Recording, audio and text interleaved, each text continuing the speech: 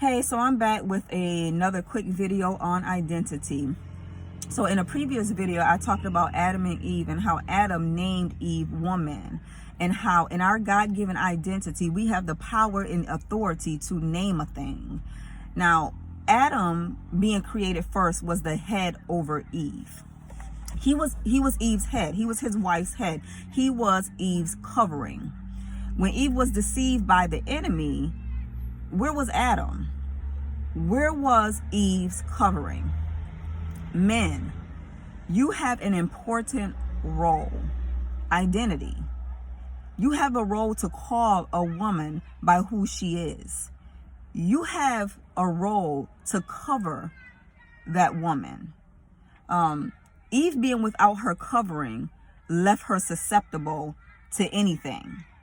And this is why this is why the enemy was able to deceive Eve, because her covering, Adam, the head over her, he failed to fulfill his position. He failed to walk in his God-given identity, his God-given power, his God-given authority. And so he literally stood by and watched as his wife, the weaker vessel, and not my words, the words of the Bible, the words of God, he stood by and watched the weaker vessel be deceived by the enemy. And so even when a woman has children and she does not have the head and she does not have a covering, she and those children are susceptible to anything. Susceptible. What am I saying? Susceptible, meaning this woman, and if she has children, the woman and children are open to attacks, attacks of all kinds. The woman and children are susceptible to spirits. This is what that means. And so we have to learn who we are. We have to accept who we are, and who we are called to be in order to align accordingly. Now, for whatever reason, Adam knew his God-given identity. He had already been walking in it up to that point.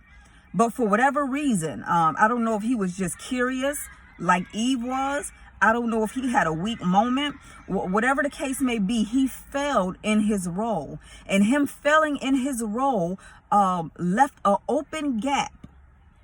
Left that woman, Eve, open. Left her vulnerable. Left a gap open for the enemy to come in and deceive her. And with that being said, when that happened, that also opened the door, obviously, for sin to enter the world, obviously for identity to be stolen for us, and also for generations after her to be born under that same curse. And so this is what we're living under even today. You know, when you look around and you may see single mothers taking care of children, carrying the heavier load. That's out of order. That's not God's order. God created man and woman to be one, to come together and to be one, for the man to love the woman just as God loves the church. And so anytime we're not walking in that, there is an open door. And so sometimes we question, oh, why are my children acting like this? Why are they not doing this? Or why they're doing that? Or why are they acting like this? Whatever the case may be, anytime we are out of God's order, there is an open door. That leaves the woman and the child or the children susceptible to all kinds of attacks, all kinds of spirits to come in.